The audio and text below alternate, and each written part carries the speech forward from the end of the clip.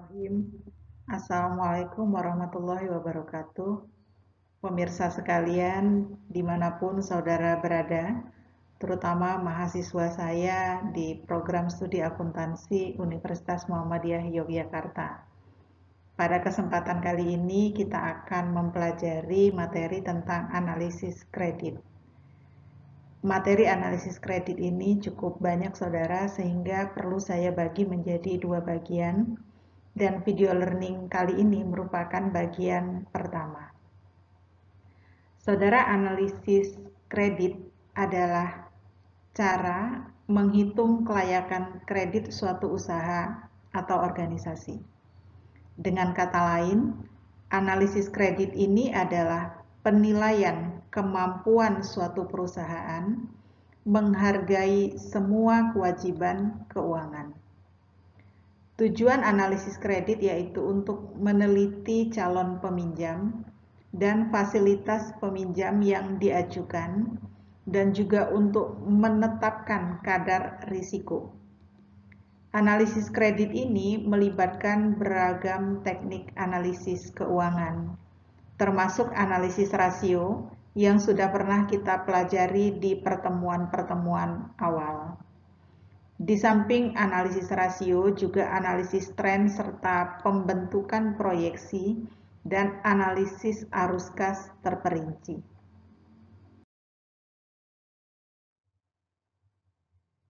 Saudara, untuk likuiditas dan modal kerja. Ya. Nah, di sini ada likuiditas dan modal kerja.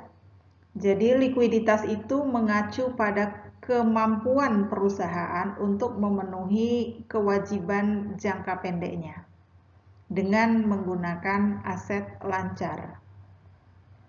Sedangkan modal kerja adalah selisih aset lancar setelah dikurangi liabilitas jangka pendek atau kewajiban lancar. Jadi likuiditas itu mengacu pada kemampuan perusahaan untuk memenuhi kewajiban jangka pendeknya, biasanya 1 tahun. Ya. Nah, hal ini mencakup periode waktu yang merupakan siklus pembelian, produksi, penjualan, penagihan. Kalau modal kerja tadi kan sudah dikatakan sebagai selisih aset lancar setelah dikurangi liabilitas jangka pendek.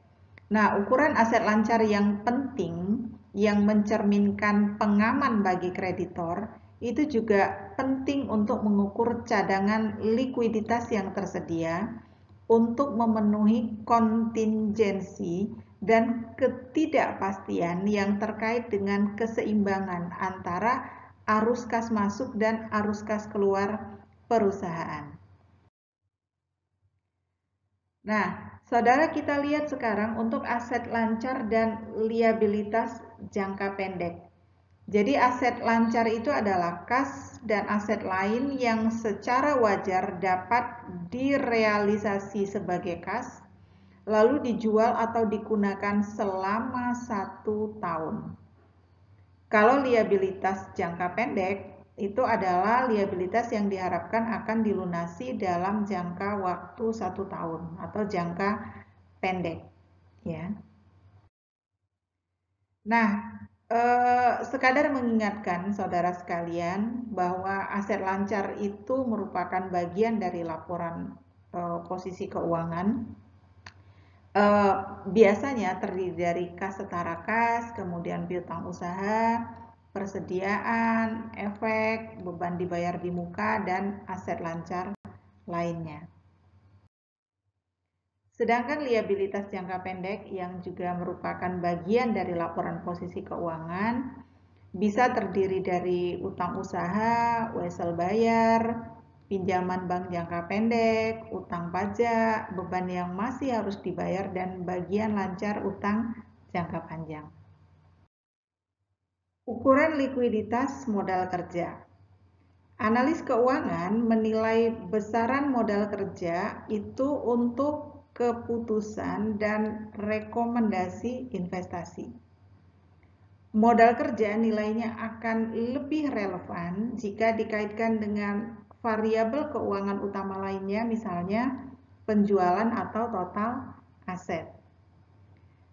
Kemudian saudara di sini untuk badan pemerintah itu menghitung total modal kerja perusahaan untuk membuat peraturan dan kebijakan. Kita lihat untuk ukuran likuiditas modal kerja. Jadi analis keuangan kan menilai besaran modal kerja itu untuk keputusan atau rekomendasi investasi. Ya, badan pemerintah menghitung total modal kerja perusahaan untuk membuat peraturan dan kebijakan. Nah, di sini kita lihat ilustrasi. Jadi ada dua perusahaan. Ya, dua perusahaan berikut memiliki modal kerja yang sama, yaitu sama-sama $200. Jadi PTA modal kerjanya $200.000, PTB juga $200.000. Namun, dengan melakukan perbandingan secara cepat atas hubungan aset lancar dengan liabilitas jangka pendeknya, maka diindikasikan bahwa posisi modal kerja A itu lebih unggul daripada B. Ya. Nah, bagaimana kita bisa melihatnya? Jadi kita lihat dari rasio lancar. Rasio lancar itu adalah aset lancar dibagi liabilitas jangka pendek.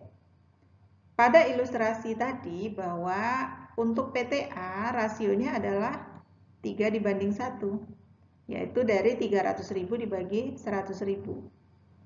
Sedangkan PTB adalah 1,2:1, yaitu dari 1.200.000 dibagi 1 juta.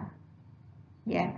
Jadi meskipun modal kerjanya tampak sama, tapi ternyata PTA itu rasionya lebih baik. Jadi kemampuan rasio lancar untuk membedakan perusahaan berdasarkan likuiditas itu membantu luasnya penggunaan rasio tersebut. Relevansi rasio lancar. Jadi alasan digunakan rasio lancar secara luas sebagai ukuran likuiditas mencakup kemampuannya untuk mengukur yang pertama, kemampuan memenuhi liabilitas jangka pendek sebagai penyangga kerugian dan cadangan dana lancar. Namun saudara, rasio lancar itu juga ada keterbatasan. Yang pertama, tidak dapat mengukur dan memprediksi pola arus kas masuk dan keluar masa depan. Ya. Kemudian rasio lancar itu tidak dapat mengukur kecukupan arus kas masuk terhadap arus kas keluar masa depan. Ya. Kalau kita perhatikan, pembilang dalam rasio lancar itu terdiri dari kas, tara kas, efek yang dapat diperjualbelikan, piutang usaha, persediaan, dan beban dibayar di muka. Sedangkan penyebutnya adalah liabilitas jangka pendek atau kewajiban lancar.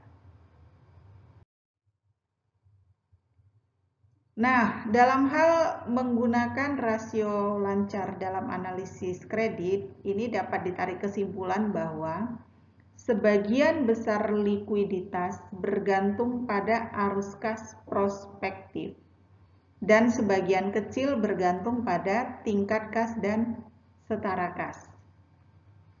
Lalu tidak ada hubungan langsung antara saldo akun modal kerja dan pola arus kas masa depan. Kemudian piutang dan persediaan utamanya ditujukan bagi penggunaan aset secara efisien dan menguntungkan. Tujuan keduanya adalah likuiditas. Lalu saudara, adapun dua unsur yang harus dievaluasi dan diukur sebelum rasio lancar dapat berguna untuk menjadi dasar analisis adalah kualitas dari baik aset lancar maupun tidak lancar, tingkat perputaran baik aset lancar maupun liabilitas jangka pendek. Kemudian untuk analisis komparatif. Jadi pengembangan perusahaan yang sering kali mengiringi keberhasilan operasi akan menimbulkan persyaratan modal kerja yang lebih besar.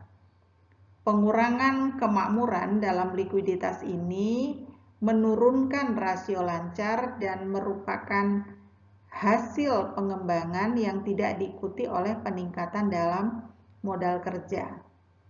Nah, di sini kita bisa lihat ilustrasi ya untuk Technology Resources Incorporation.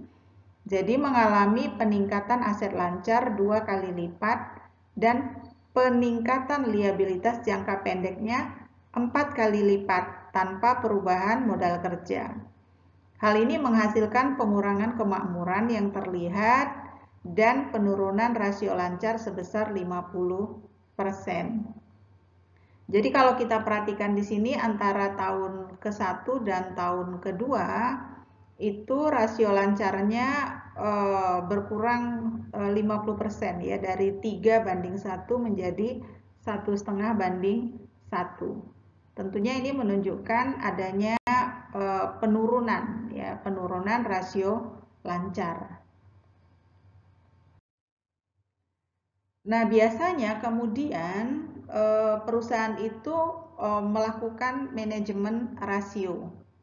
Ada istilah window dressing, yaitu mempercantik laporan keuangan supaya laporan keuangan itu tampak baik. Ya. Nah, biasanya mendekati akhir periode, manajemen itu mempercepat penagihan utang, mengurangi persediaan di bawah tingkat normal, dan menunda pembelian normal. Nah, arus kas masuk dari aktivitas ini lalu digunakan untuk membayar liabilitas jangka pendek, ya, dalam rangka supaya tadi laporan keuangannya tampak lebih baik.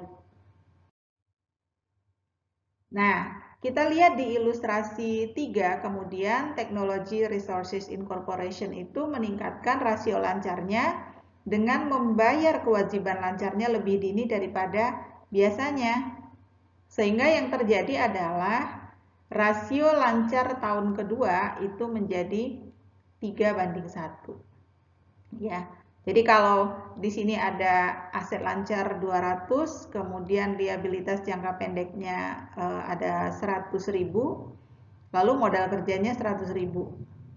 Ya, yaitu 200.000 dikurangi 100.000. Nah, di tahun kedua kemudian aset lancarnya ini ada 150.000 ya, yang digunakan untuk membayar liabilitas jangka pendek sebesar 50.000. Jadi liabilitas jangka pendeknya tinggal 50.000. Sama sih modal kerjanya 100.000, tapi kan kalau kita bandingkan di sini antara aset lancar dibanding dengan liabilitas jangka pendeknya, yaitu untuk tahun pertama 2 banding 1, yaitu 200.000 dibagi 100.000. Sedangkan di tahun kedua adalah 150.000 dibagi 50.000. Jadinya 3 banding 1. Saudara, untuk analisis aturan umumnya. Jadi kalau rasio lancar 2 banding 1 itu artinya perusahaan cukup baik secara keuangan. Menunjukkan tersedia 2 aset lancar untuk setiap 1 kewajiban lancar atau liabilitas jangka pendek. Nah, evaluasi rasio lancar ini berdasarkan aturan lain diragukan karena kualitas rasio lancar dan komposisi kewajiban lancar itu lebih penting dalam mengevaluasi rasio lancar. Kemudian persyaratan modal kerja itu juga bergantung pada kondisi dan seterusnya, ya. Lalu kita lihat untuk analisis siklus perdagangan bersih. Dimulai dari kebutuhan modal kerja suatu perusahaan itu dipengaruhi oleh investasi dalam persediaan dan hubungan antara perjanjian kredit yang diberikan kepada pelanggan. Nah, pertimbangan ini akan menentukan siklus perdagangan bersih perusahaan. Analisis ini memperlihatkan bahwa penjualan teknologi resources tertahan pada piutang 40 hari. Jadi dia mempertahankan 56 hari barang yang tersedia sebagai persediaan dan hanya menerima 30 hari penundaan pembayaran pembelian dari pemasoknya. Kita lihat ilustrasi ini ya, yaitu perhitungan siklus perdagangan neto perusahaan. Di sini ada informasi keuangan terpilih Technology Resources untuk akhir tahun ke-1. Di mana penjualan tahun ke-1 ada $360.000, piutangnya $40.000, persediaannya $50.000, utang usaha $20.000. Lalu harga pokok penjualan termasuk penyusutan 30.000. Kemudian ini adalah $320.000. Ya. Kita mengestimasikan pembelian teknologi resources per hari. Ya, di sini persediaan akhirnya ada 50.000, kemudian harga pokok penjualannya 320.000. Lalu kalau kita tambahkan adalah 370.000. Dikurangi dengan persediaan awal, di sini ada persediaan awal 100.000, maka harga pokok pembelian dan produksinya adalah 270.000. Dikurangi penyusutan 30.000 yang ini tadi, sehingga diketahui pembeliannya adalah 240.000. Ya. Nah, pembelian per hari dengan demikian adalah 240.000 dibagi 360. 360 itu adalah asumsi jumlah hari dalam setahun. Sehingga pembelian per hari adalah 5.666,67. Kemudian untuk perhitungan siklus perdagangan bersih, Technology Resources adalah untuk piutang usahanya yaitu 40.000 dibagi 360.000 per 360. Sekali lagi 360 itu adalah asumsi jumlah hari dalam setahun. Ya. Nah, 40.000 itu kita ambil dari sini. Piutang. Ya, kemudian 360.000 itu adalah penjualan. 360 ini adalah jumlah hari dalam setahun. Sedangkan persediaannya adalah 50.000. 50.000 adalah dari sini dibagi 320.000. Ini ya. Kemudian dibagi 360. Jadi 50.000 per 320.000 per 360. Lalu untuk utang usaha adalah 20.000. Ini ya data utang usaha dibagi 240.000. Nah, di sini 240.000 dibagi 360 hari. Bukankah kita menghitung untuk harian ya? Maka di sini pernya adalah 240.000 dibagi 360. Nah, sehingga diperolehlah di sini untuk piutang usahanya 40 hari, kemudian persediaan 56,24 hari, kita jumlahkan ya. Ada 96,24 hari, lalu utang usahanya 30 hari. Nah, sehingga siklus perdagangan bersih dalam hari adalah 66,24 hari. Saudara, untuk likuiditas dengan rasio berbasis kas. Saudara, di sini kita lihat untuk rasio kas terhadap aset lancar. Jadi rasio aset serupa kas terhadap aset lancar ini merupakan ukuran tingkat likuiditas aset lancar. Rumusnya adalah kas plus setara kas ditambah efek yang dapat diperjualbelikan dibagi dengan aset lancar. Tapi kalau rasio kas terhadap liabilitas jangka pendek, ini mengukur kecukupan kas untuk membayar liabilitas jangka pendek.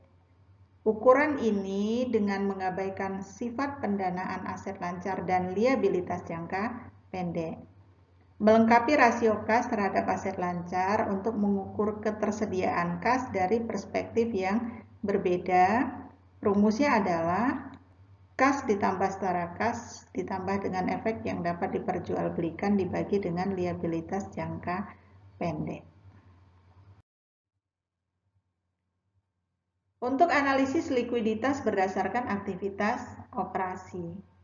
Jadi saudara, ukuran likuiditas piutang usaha nanti kita lihat ukuran perputaran persediaan dan likuiditas liabilitas jangka pendek. Nah, ini untuk ukuran likuiditas piutang usaha. Jadi dalam menilai likuiditas termasuk modal kerja dan rasio lancar, penting untuk mengukur kualitas dan likuiditas piutang yang dipengaruhi tingkat perputarannya. Saudara, kualitas mengacu pada kemungkinan tertagihnya piutang tanpa menimbulkan kerugian. Makin lama piutang belum dilunasi melampaui tanggal jatuh temponya, maka makin kecil kemungkinan piutang itu dapat tertagih. Nah, likuiditas mengacu pada kecepatan konversi perjanjian kredit yang diperkenankan. Tingkat perputaran piutang adalah ukuran dari kecepatan ini. Jadi semakin cepat piutang itu berputar, ya tentu akan semakin baik, ya. Untuk analisis likuiditas berdasarkan aktivitas operasi, ini kita akan lihat yang pertama ukuran likuiditas piutang usaha, yaitu rasio perputaran piutang usaha. Rumusnya adalah penjualan kredit bersih dibagi rata-rata piutang usaha. Contoh misalnya, perusahaan melaporkan penjualan $1.200.000. Saldo awal piutang adalah $150.000 dan saldo akhirnya $250.000. Maka rasio perputaran piutangnya adalah $1.200.000 dibagi 150.000 plus 250.000 dibagi 2. Maka berarti di sini rasio perputaran piutang usahanya adalah 6 kali. Adapun rumus untuk jumlah hari menagih piutang itu adalah piutang dibagi penjualan per 360. Ya, dengan menggunakan data tersebut, maka perhitungannya adalah di sini kita ketahui piutangnya 250.000 ya. Jadi 250.000 per 1.200.000 dibagi 360. Maka bisa kita lihat di sini jumlah hari untuk menagih piutang adalah 75 hari. Nah, interpretasi dari ukuran likuiditas piutang, seandainya ya perjanjian kredit itu kita ketahui 40 hari, maka jika periode penagihan piutangnya itu adalah 75 hari, artinya upaya penagihannya itu buruk. Ya. Lalu ada penundaan pembayaran dari pelanggan. Nah, di sini kelihatan bahwa pelanggan dalam kesulitan keuangan. Jadi saudara, untuk jumlah hari menagih piutang itu dalam materi tentang rasio sudah pernah saya jelaskan bahwa sebaiknya kita bandingkan ya dengan perusahaan sejenis dan kita bandingkan juga dengan tahun-tahun sebelumnya ya. Lalu kita lihat juga dengan termin ya yang sudah ditentukan. Apabila di sini jumlah hari untuk menagih piutangnya jauh di atas termin atau jauh di atas perjanjian, nah berarti itu merupakan indikasi yang tidak baik. Di sini analisis membutuhkan tindakan koreksi manajerial, yaitu menentukan apakah piutang mencerminkan aktivitas penjualan perusahaan, serta apakah rasio perputaran piutang usaha dihitung berdasarkan piutang kotor atau bersih. Analisis tren juga diperlukan, di mana tren periode penagihan antar waktu penting ya untuk menilai kualitas dan likuiditas piutang. Ya, jadi tren ini kan hubungan cadangan piutang tak tertagih dengan piutang kotor juga perlu diamati, ya. Nah, untuk ukuran perputaran persediaan. Terkait persediaan, jika persediaan tidak cukup, volume penjualan akan turun di bawah tingkat yang dapat dicapai. Persediaan yang terlalu banyak menghadapkan perusahaan pada biaya penyimpanan, biaya asuransi, pajak, kemungkinan keusangan dan kerusakan fisik. Ya, jadi menyimpan persediaan terlalu banyak itu juga berisiko. Ya, persediaan yang terlalu besar itu akan menahan dana yang dapat digunakan secara lebih menguntungkan di tempat lain. Terkait risiko kepemilikan persediaan dan fakta bahwa persediaan lebih lambat diubah menjadi kas dibanding dengan piutang. Persediaan biasanya dianggap sebagai aset lancar yang paling tidak likuid, ya. Karena untuk mengubah persediaan menjadi aset, menjadi kas itu kan membutuhkan waktu yang lebih lama. Apalagi kalau misalnya persediaan itu harus dijual dulu dan penjualannya dilakukan secara kredit, maka untuk persediaan itu menjadi kas dibutuhkan waktu yang lebih lama tentunya dibandingkan dengan piutang. Evaluasi likuiditas jangka pendek dan modal kerja melibatkan persediaan harus mencakup evaluasi kualitas dan likuiditas persediaan.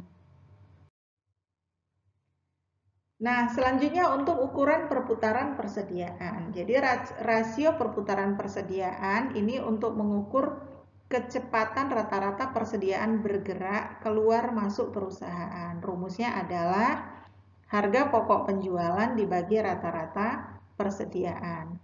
Sedangkan jumlah hari penjualan dalam persediaan ini adalah ukuran perputaran persediaan lain yang berguna untuk menilai kebijakan pembelian dan produksi perusahaan. Rumusnya adalah persediaan dibagi harga pokok penjualan per 360. Nah, kita lihat di sini, misalnya diketahui ada penjualan 1.800.000, kemudian harga pokok penjualannya 1.200.000, persediaan awal 200.000 dan persediaan akhir adalah 400.000, maka kita dapat menghitung jumlah hari penjualan dalam persediaan, yaitu 400.000 dibagi 1.200.000 per 360. Maka kita lihat jumlah hari penjualan persediaan adalah 120 hari. Interpretasi perputaran persediaan. Jadi saudara, rasio perputaran persediaan ini memberikan ukuran kualitas dan likuiditas komponen persediaan pada aset lancar. Ukuran likuiditas persediaan penting lainnya adalah periode konversi. Ukuran ini menggabungkan periode penagihan piutang dengan jumlah hari untuk menjual persediaan guna memperoleh jarak waktu konversi persediaan menjadi kas.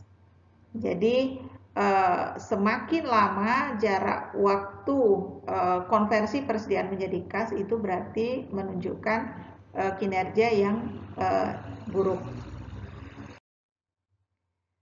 Saudara, jika perputaran persediaan menurun dari waktu ke waktu atau lebih rendah dari angka rata-rata industri, hal ini menunjukkan adanya pos persediaan yang melambat, ya, karena keusangan, melemahnya permintaan atau tidak terjual.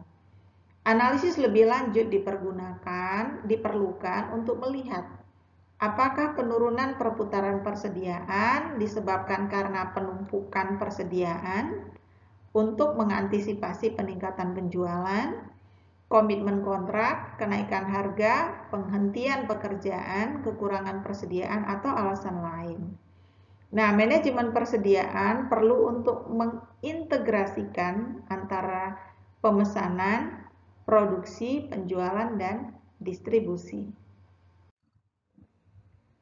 Untuk likuiditas, liabilitas jangka pendek. Jadi liabilitas jangka pendek itu penting dalam perhitungan modal kerja dan rasio lancar untuk dua alasan yang saling terkait. Yang pertama bahwa liabilitas jangka pendek digunakan untuk menentukan apakah selisih aset lancar dengan liabilitas jangka pendek dapat mencukupi margin keamanan.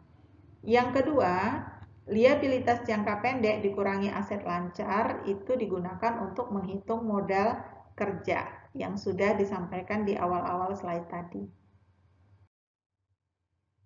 Lalu saudara, kualitas liabilitas jangka pendek ini dikatakan bahwa kualitas liabilitas jangka pendek penting dalam analisis modal kerja dan rasio lancar. Analisis juga harus memperhatikan liabilitas yang tidak tercatat tetapi memiliki klaim atas dana saat ini. Misalnya, komitmen pembelian dan liabilitas pensiun serta sewa tertentu. Jika terdapat perjanjian percepatan pelunasan pinjaman jangka panjang, kegagalan melunasi cicilan periode ini dapat membuat seluruh utang jatuh tempo dan harus dibayar. Selanjutnya, jumlah hari untuk membayar utang usaha. Digunakan untuk mengukur sejauh apa perusahaan menggunakan utang usaha. Rumusnya adalah utang usaha dibagi harga pokok penjualan per 360. Ya, ukuran terkait adalah tentang perputaran utang usaha. Ya, yaitu harga pokok dibagi rata-rata utang usaha. Rasio ini menunjukkan kecepatan perusahaan dalam melunasi pembelian secara kredit. Saudara, kemudian untuk ukuran likuiditas tambahan.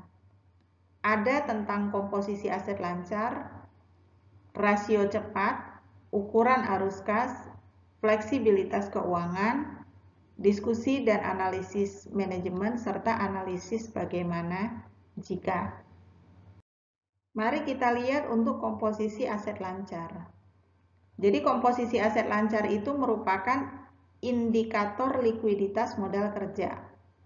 Penggunaan perbandingan persentase common size itu membantu evaluasi perbandingan likuiditas tanpa memperhatikan jumlahnya.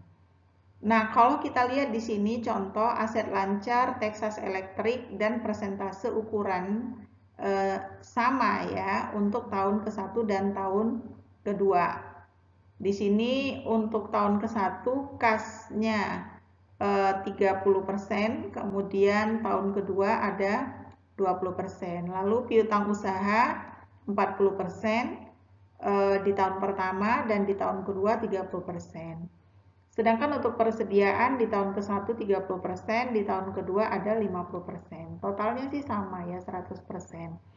Nah, analisis persentase common size Texas Electric ini memperlihatkan ada penurunan likuiditas aset lancar ya pada tahun ke-1 pada tahun kedua relatif terhadap tahun ke-1. Hal ini dibuktikan dengan penurunan 10% pada kas dan piutang. Jadi kalau di tahun ke-1 itu kasnya 30%, di tahun kedua kasnya tinggal 20%. Jadi di tahun kedua itu justru persentase persediaannya lebih banyak ya. Ini menunjukkan bahwa dalam komposisi aset lancar ini kita lihat ada penurunan ya likuiditas aset lancar karena persediaan yang lebih banyak persentasenya dibandingkan dengan kas dan piutang usaha. Lalu untuk rasio cepat, ya rasio cepat ini menggunakan aset yang lebih cepat dikonversi menjadi kas. Ini rumusnya adalah kas ditambah setara kas ditambah efek yang dapat diperjualbelikan ditambah piutang usaha dibagi kewajiban lancar. Kemudian untuk ukuran arus kas, rumusnya adalah arus kas operasi dibagi kewajiban lancar. Saudara, untuk fleksibilitas keuangan. Jadi fleksibilitas keuangan ini merupakan kemampuan suatu perusahaan untuk mengambil langkah guna mengatasi interupsi yang tidak diharapkan pada arus dana. Kapasitas perusahaan untuk meminjam bergantung pada profitabilitas, stabilitas, ukuran, posisi industri, komposisi aset, struktur modal, dan kondisi serta tren pasar kredit. Kapasitas perusahaan untuk meminjam penting sebagai sumber kas dan perputaran atas utang jangka pendek. Fokus tambahan atas penilaian fleksibilitas keuangan suatu perusahaan antara lain peringkat surat berharga, obligasi, dan saham preferen.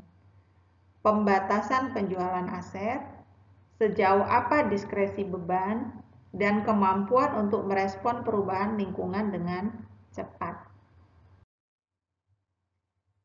Selanjutnya, saudara, diskusi dan analisis manajemen.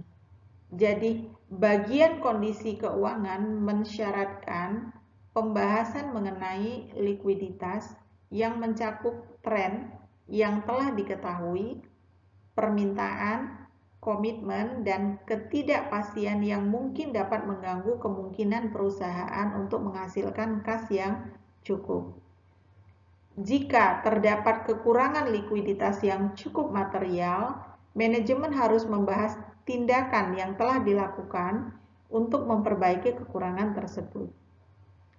Sumber likuiditas internal atau eksternal dan sumber daya aset likuid yang tidak digunakan dan jumlahnya material harus diidentifikasi dan dijelaskan. Saudara, untuk analisis bagaimana jika, ini merupakan teknik yang berguna untuk melihat dampak perubahan kondisi atau kebijakan terhadap sumber daya suatu perusahaan. Penambahan kredit akan menghasilkan kelebihan kas tanpa perlu menambah pinjaman. Saudara, apabila kita simpulkan untuk analisis likuiditas berdasarkan aspek operasi, maka di sini ada beberapa rasio yang perlu saudara pelajari kembali, yaitu tentang perputaran piutang usaha, jumlah hari menagih piutang, interpretasi ukuran likuiditas piutang, perputaran persediaan, jumlah hari penjualan persediaan, interpretasi perputaran persediaan, kualitas kewajiban lancar, dan jumlah hari untuk membayar utang usaha.